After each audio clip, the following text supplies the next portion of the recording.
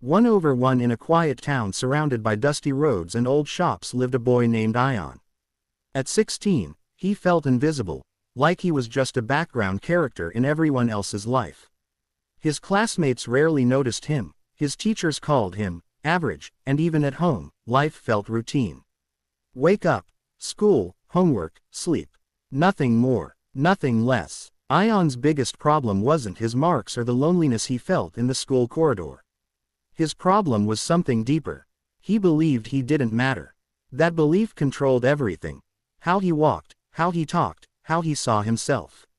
Every time he tried to improve something, he quit within days. He convinced himself, what's the point? Nothing will change. One cold evening, while walking home from tuition, Ion took a shortcut through an isolated street. The street was usually empty, but that day, something caught his eye, a small, old notebook lying near a cracked footpath. Its cover was torn, and the pages looked yellow with age. Curious, he picked it up. On the front, someone had scribbled, "If you improve 1% today, your world improves 100% tomorrow." It made no sense to him, yet it felt strangely powerful. He flipped through the pages, expecting notes or drawings. But most pages were blank, except the very last one. There, written lightly in pencil, were the words, "Your first step decides your last destination." Ion didn't know why, but the sentence shook him. He kept rereading it while walking home. That night, he couldn't sleep. His mind kept returning to the notebook and that simple sentence. It felt like someone was speaking directly to him, someone who understood how stuck he felt. After hours of turning in bed, Ion whispered to himself, maybe I can change one small thing tomorrow. Not a big plan, not a big goal, just a small, tiny step. He didn't know it yet, but this decision, this tiny willingness to try, was about to unfold into a chain of events far bigger than anything he had ever imagined. A silent spark had been lit. And once a spark lights, even the coldest night cannot stay dark. The next morning, Ion woke up earlier than usual. The city outside was still half asleep. For a moment, he felt silly. One small change, what could that possibly do? But he remembered the notebook's words. So he stepped outside and decided to start with something anyone could do. 1 minute of jogging, not 10 minutes, not a full workout, just one single minute. Within 20 seconds, he was out of breath. His legs felt heavy, his lungs burned. He wanted to stop, but he forced himself to complete the 1 minute. When he reached home, something strange happened. He smiled. It wasn't pride, it wasn't excitement, it was the simple joy of doing something he had never done before, taking control, even if in the smallest way. The next day, he added another tiny habit. 1 minute of reading. He picked up a motivational book he had ignored for years. He read only 60 seconds worth of sentences but somehow felt wiser. The day after that, he decided to clean one corner of his messy desk. It didn't look like much, but it brought clarity to his mind. Soon, he created a pattern. Add one new 1 minute habit every day. He kept them so small that his brain never resisted. Small habits, right pointing arrow, small victories, right pointing arrow, quiet confidence. Days passed, then weeks. Ion noticed changes. He woke up earlier without effort. His concentration improved. His teachers started noticing him positively. Even his classmates started asking him for notes. But something else happened too.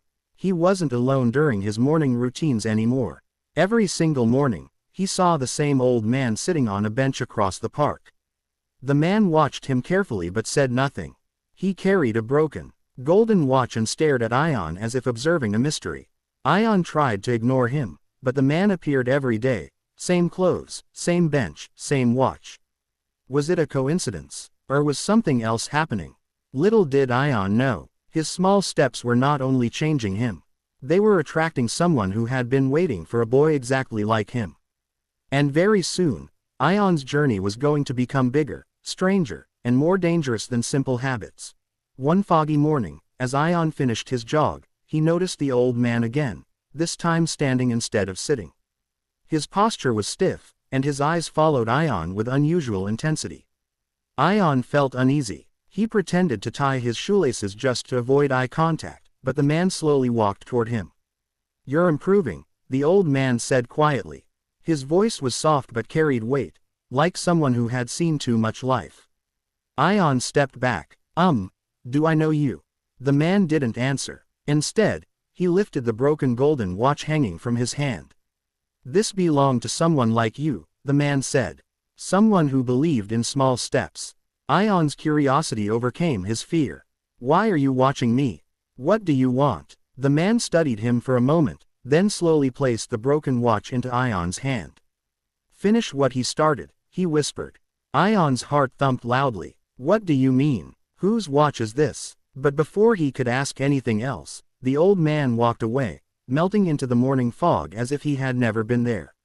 Ion stared at the watch. The glass was cracked, the hands weren't moving, but something felt unusual about it, like it held a secret. When he reached home, he inspected it carefully. He pressed the back plate, and to his shock, it opened. Inside was a small folded paper.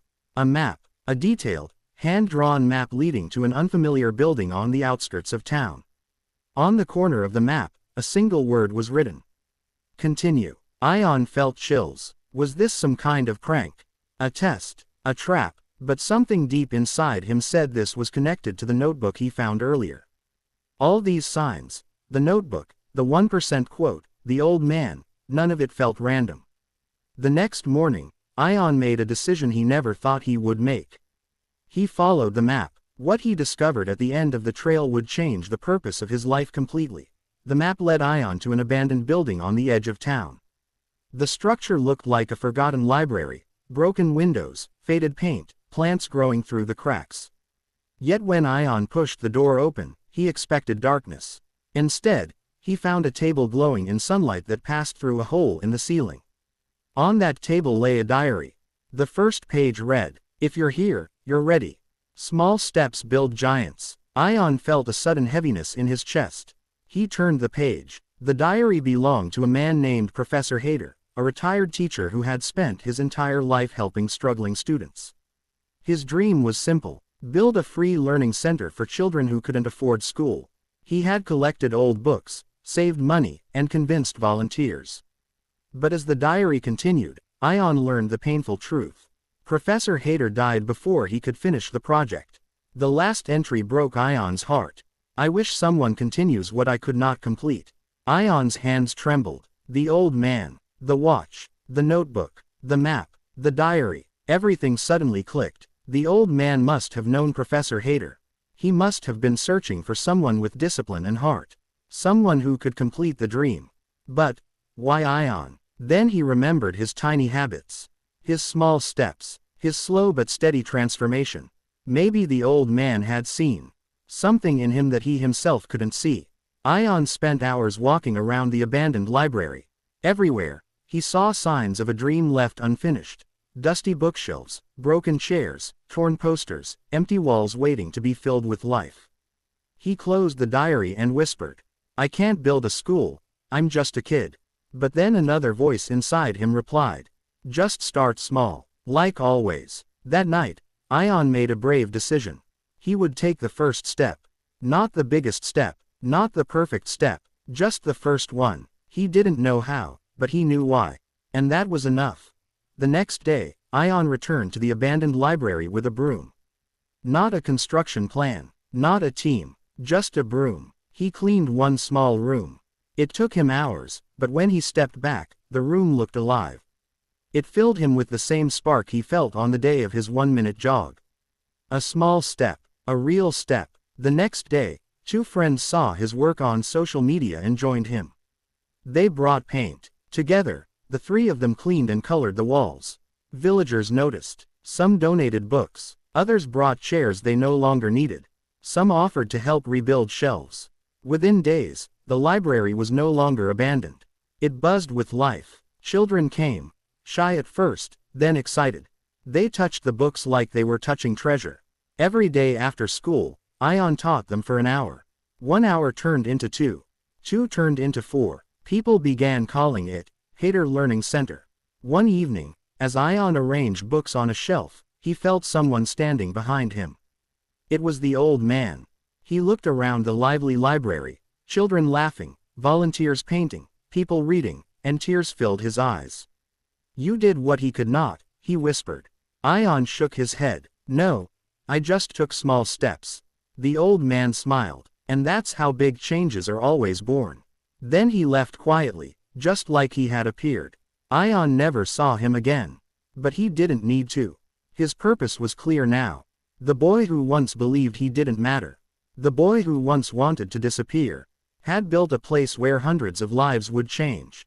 Not because he was rich. Not because he was talented. Not because he was special. But because he took one small step. Then another. And another. And the message of the notebook finally made sense. If you improve 1% today, your world improves 100% tomorrow.